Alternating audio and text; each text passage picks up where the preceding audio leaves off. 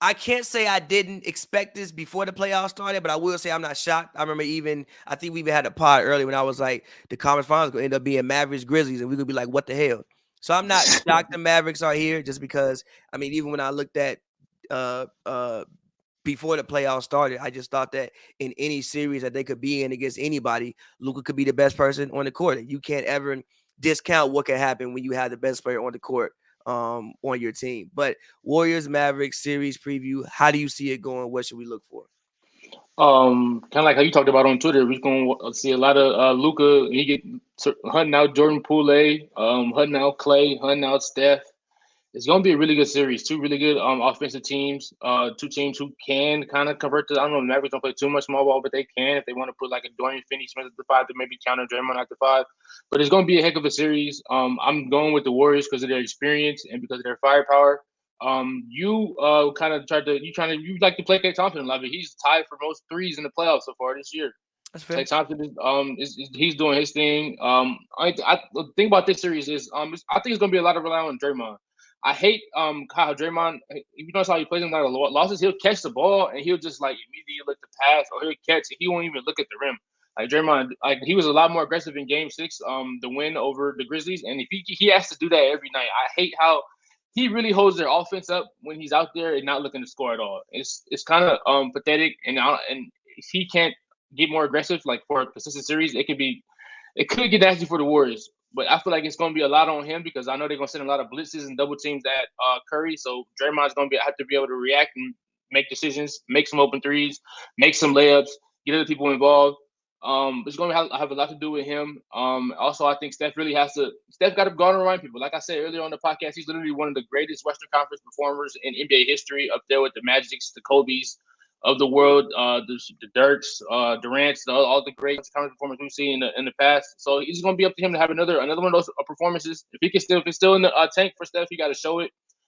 Clay got to hit. And then as far as for Dallas goes, they got to do a good job. They got to keep Steph moving around. They got to They got to keep going after those guys. Um, they got to get their role players involved. Obviously, I know they don't shoot the ball that well usually when they're not at home, but they're gonna have to get those guys. Finney Smith is gonna have to hit some threes. Brunson's got to get going.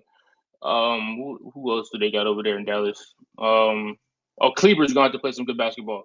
But I'm looking forward to a heck of a more of an offensive related series. But we're gonna see. I got Warriors. I'm going Warriors in either 6 or 7. I'm probably going to say 7. I'm going to go Warriors in 7. I'm gonna go Mavericks in 6. Um, my thing, okay. One thing I think Steph, Poole, Clay, Wiggins, all those guys. One, I think foul trouble is gonna be an issue because Luka's gonna match up Hunt. I think foul trouble might be an issue for a guy like Steph, or even a guy like Jordan Poole, even a guy like Wiggins. I think that could be one thing that may hamper them in this series. But I'm not really looking at Luka, and I'm more so looking at Jalen Brunson and Spencer Dinwiddie.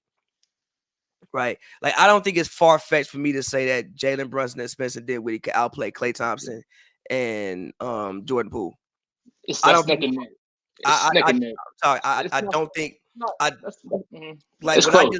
when I just look at strictly matchups, right? Just based on what I've seen, it like again, the Warriors haven't been world beaters. They did lose by 50 fucking points to the Memphis Grizzlies. Granted, again, sometimes some of those nights just happen, but they lost by 50 points to the Memphis Grizzlies.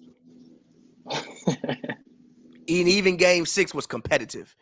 They lost the game, but game 6 was competitive. One like they just came out there and steamrolled them after what happened. So when I just look at Dorian Finney-Smith and Andrew Wiggins, I think that could go either way. Dorian Finney not great. I don't expect Dorian Finney to have games in which he hit 10 threes every game, but didn't Dorian Finney-Smith have a game in which he hit like 10 threes? I don't know, man. I'm not gonna disrespect Wiggins like that. No, Wiggins it's got not. No, it's not like no, like no, like look. Wiggins I'm not. outperforming during Finney Smith. That's not a given. That one, I could give you the Clay and what is it, Clay and Poole and Dinwiddie Brunson comparison, but I don't know about. I think that's a Wiggins got to get that matchup for sure. Wiggins don't get that matchup, then we in the Warriors in hell. If what Wiggins make $28 million a year, if you can't outplay Dorian Finney Smith, then we got some huge. They got some huge bigger problems on their hands. I All-star mean, starter Andrew Wiggins, you better outplay Dorian Finney-Smith. yes, Um, yes, yes. Yes, I feel you, but again, I'm not talking about a situation where it's every single game. But I do think that we can, like, it might be a pivotal game 4, a pivotal game 5 that might swing the series, in which you may see a Dorian Finney-Smith, you may see a Maxi Kleber. Like, they have a lot of guys who are getting streaky, but you never know what night. And again, as long as Luka can get 1 or 2 guys to come along with him, that's He's all I'm dangerous. saying. Oh, but yeah, as far as it's still live, so but yeah, that series is gonna be a heck of a series. I think ooh, it's oh, he said talk. But yeah, it's gonna be a heck of a series. Let's see if Steph can get going. We'll see what goes from there. I think Steph is gonna come out. He should come out blazing. I got high expectations for him. I know you hear all the chatter. Y'all talking. Everybody's saying Luca is the guaranteed best player in this series. Luca this, Luca that. Steph Curry, he hears this stuff. We've seen in the past. He's responded to criticism before. I don't know if you noticed. He had a scoreless half back in versus Houston in the West Conference Finals a Yeah, couple yeah, years yeah, ago. yeah, And yeah. I then remember. yeah, Draymond had he 30 said some he points. said he But checked. what Yeah, happened was foul trouble though. It, like, literally in that series, I think that was in game 6. He picked up 3 quick fouls on Harden. Again, I think Steph has to main thing stay out of foul trouble. but that means they'll be familiar with what Houston with what Dallas is going to throw at them. All them years battling with Houston, Steve Kerr. I'm pretty sure they have a. They said I expect a very sharp game plan from Steve Kerr and the Warriors, and I expect them to be able to execute it. Especially with all the chatter and all of them barely squeaking away from Memphis the way they did. I think that hurt them a certain way, and I think they're familiar with the Dallas prototype. Luka Doncic is basically, honestly, he's basically 2018, 2019 Harden. Same But a same bigger thing. version. But a bigger version, which is the thing, is a bigger version. That don't shoot the ball as well. It's debatable. Because what's no, it's not seriously. What's Harden's highest percent from 3? Is it like 38 maybe? His highest percent in his entire career. Let's Yeah, find probably like out. 38 in them years. And the thing about Luca is, like, I feel like he shoots better than 32%. I think he's streaking, but I feel like he shoots better than what his percentages say he shoots. I mean, yeah, because you don't want to. You're not dying by Luca three. I'm not. Especially you see some of those ways he hits them. Like he had like a spin step back three. He hit on Exactly. somebody. Like, if he get hot, like, he could very well go 7 for 12 from 3, and I'm not shocked. Like, when Luca shoots the ball, I'm never like, that's not going in. Sometimes I'm like, relax, and then it'll go in, but I'm never like, that's not going in. I But guess for Harden's career, he is a for his career from three. He is a 36% for his career. And in those 2018, 2019 years, he was 36, 36. yeah, But he like, was it's not. shooting a lot of game though. He was shooting how many Yeah, threes but a don't game? Luca take, like, I mean, he don't take 13, but Harden was shooting 13, yes, yeah, 13 threes, 12 13 is threes. crazy. He don't take 13, but Luca take about. I think he take Gee, about. How many does he take? Harden was a maniac. Luca takes 8 basically. He Yeah, shot that, yeah, 30. that Well, Luca shot 35% from 3 this year, 35% last year. In the playoffs so far, he's been taking fucking. He wait. He shot 40% from 3 last year, taking 11 threes over 7 who games. This year, you talking about? Luca. Uh, Last year he shot 40%, taking basically 11 threes a game. This year in the playoffs, he's shooting 34%, taking 9 threes a game, basically 10 threes a game. So they're about the same, and he's a bigger version. I just think, look, this could be a very, very, very, very interesting series. And again, my eyes aren't so much on Luka Doncic because I know what Luka's gonna do. Like, nobody's gonna. I think that the Warriors have a more capable defenders for Luka. I think, even like Draymond. Like, Draymond is a guy, I think it's hard to knock around Draymond than it is Mikal. But even looking at their stature, it's harder to knock around Draymond. It's harder to knock around Clay. It's harder, maybe a little bit hard to knock around Wiggins. I don't know what's going on with Iggy at all. I don't even know if Iggy's gonna is Iggy even gonna play in this playoff run. I don't think so. I think What it's was his harder issue? to. I think he has like a neck issue. I think it's harder to Oh, knock around Otto Porter than what it would be to knock around Cam Johnson. So granted, I think that they can put up a little bit more resistance for him. Like I said, I'm not really looking at that. I'm looking at Jalen Brunson and I'm looking at Spencer Dinwiddie. And I think that game 7 was big for for the confidence moving yeah, forward. Facts, facts. So again, I'm personally going Warriors. No, Mavericks. In 6. Part of me is because I just want to see it happen. Like I wouldn't mind seeing but really like I wouldn't mind just seeing different teams in the finals. Like I wouldn't like again, I think that this generation of basketball could be going back to like the 70s when nobody really repeated. I don't think there were any repeat champions in the 70s. You had a couple of teams that made back-to-back finals like you did have the Sonics and the Bullets rematch that happened 2 years in a row, but nobody like won back-to-back finals. There was no dominant team. Even like as far as dominant players, a lot of people won MVP during that era.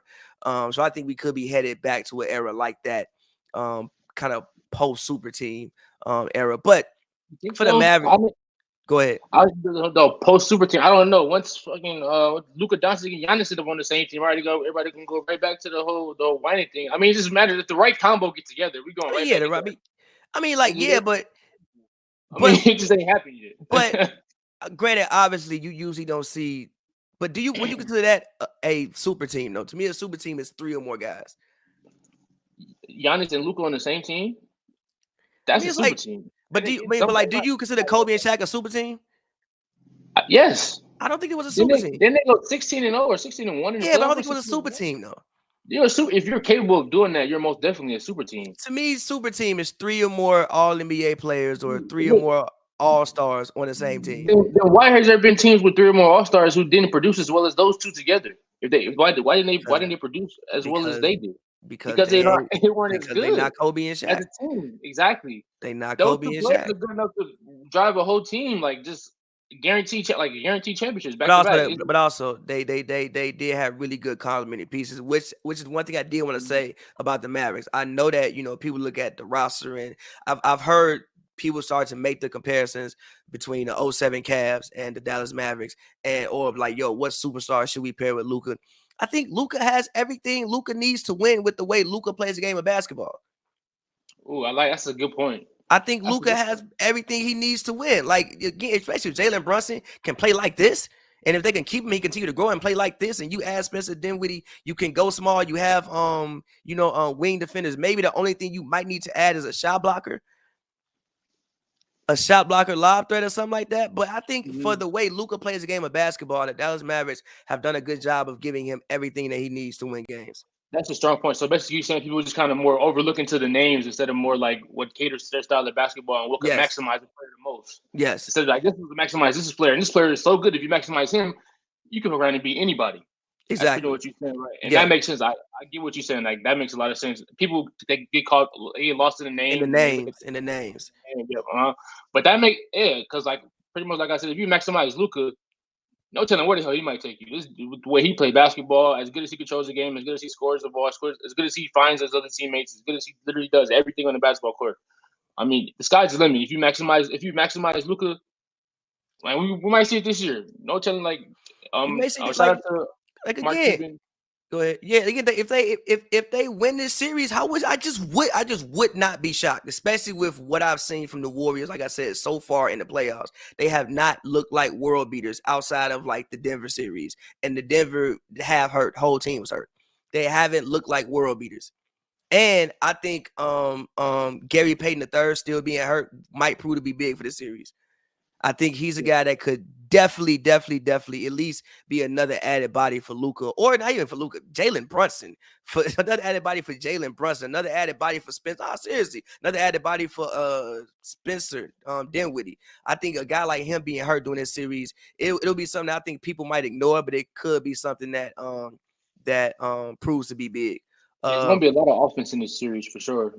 Yes, it should be we should get a couple 130 scores in this series. Draymond is really gonna have to show his ass this. Draymond is gonna have to show out this year. I think this is a perfect moment for Draymond. If he still has it in him, if he's anywhere near like a top 15, this is when he has to show it right here. This series, I feel like he's really the outlier right here. Draymond, you got to be aggressive. You got to make the right pass. You can't be turning the fucking ball over, Draymond. You can't be turning the ball over. Especially if he's gonna have the ball in his hands as much as he will, because Dallas is gonna get the ball out of Steph's hands. He's gonna have the ball in it. It's gonna be on Draymond. You got to be aggressive. You got to make the right passes.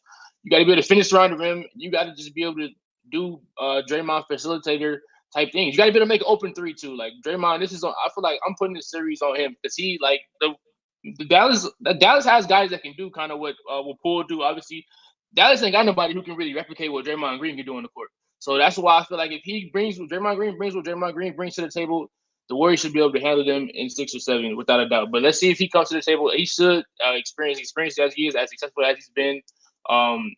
We'll see. But I'm gonna pin this on him. I'm watching I'm watching Draymond very closely this series. Now, two things also with that. One thing I'm also with about Draymond is because I'm wondering, who do you stick Luka on? Right. I think, I think like the thing about, I know at first I was like, oh, you can stick him on Draymond. The thing about Draymond is if you put him on Draymond, he's going to be moving around a lot.